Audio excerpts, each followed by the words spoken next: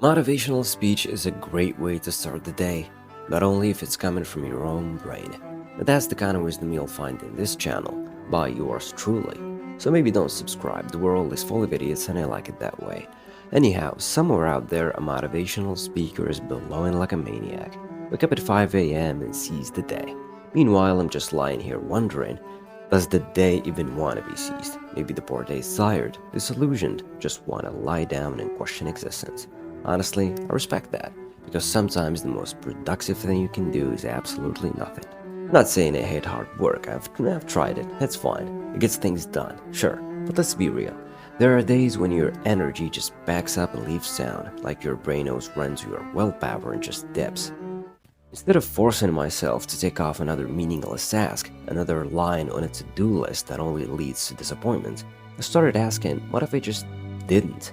Not in some noble, screw-it-all kind of way, but in a cold, calculated, let's see how far nothing will take me kind of way.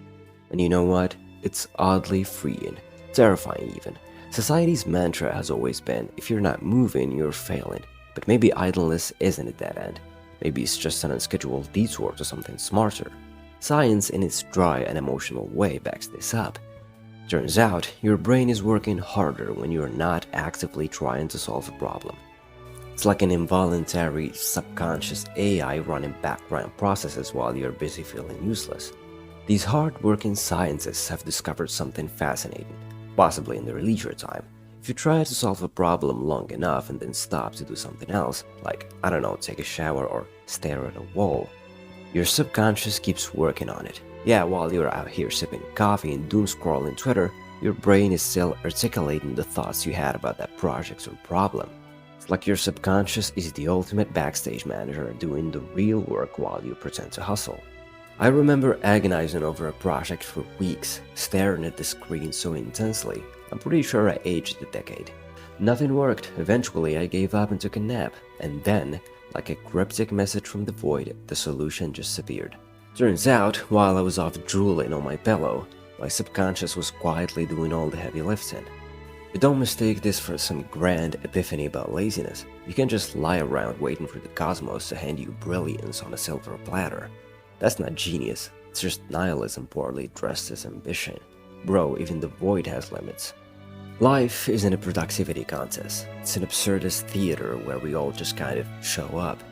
If the universe had a mission statement, it would be, let's make sentient beings experience fleeting ambition and inevitable disappointment, purely for entertainment. Seriously, if the cosmos cared about relentless hustle, it would have never blessed us with naps, irrelevance, or the inexplicable existence of influencers. Come on, people, use your laziness wisely, you're making us look bad here. There's no need for so many influencers.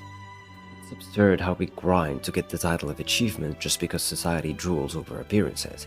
Think about athletes. They rest, artists take breaks to step back and see their work clearly. Even nature knows when to pause. Seasons of growth, seasons of dormancy. So why do we think we need to be busy 24/7 just to succeed? It's not about effort, it's about timing, purpose, and sometimes that means trusting your subconscious to do the work while you do, well, absolutely nothing. What else can reflect the quiet rebellion of a soul long burdened by the ceaseless grind? The unrelenting march of days that demand much yet yield little, only to find itself at last graced by the daring indulgence of rest. To refuse the ceaseless clamor of toil is not weakness but the audacity of a spirit reclaiming its dominion. And now, with the sudden clarity born of pause, there arises a strange gratitude, not for the labors endured, but for the stillness embraced. This very idleness scored by the masses becomes a crucible of renewal. Here the soul contemplates its burdens, not with resentment, but with a peculiar fondness. To rest is not to abandon the fight, but to sharpen the blade. It is the wisdom of the earth itself, the cycles of growth and dormancy, the rivers that pause before roaring again. And as we yield to these rhythms, we find not failure but strength regained, not emptiness, but a reawakening. A new horizon unfolds, a horizon not built by frantic hands, but envisioned in the quiet depth of the mind. And so the cycle continues. Rest begets renewal, renewal begets action, and action begets meaning. Purpose should serve life, not enslave it. Bertrand Russell often critiqued how modern life's blind pursuit of success can enslave people rather than liberating them. He believed that true purpose should enhance life's joy and wisdom rather than chain us to a relentless, empty treadmill of work and superficial achievement. Ask yourself, am I working for a goal or am I just running on a wheel chasing the illusion of progress? If your pursuit serves nothing but your own burden, it may be time to reconsider. Clarity over clamor.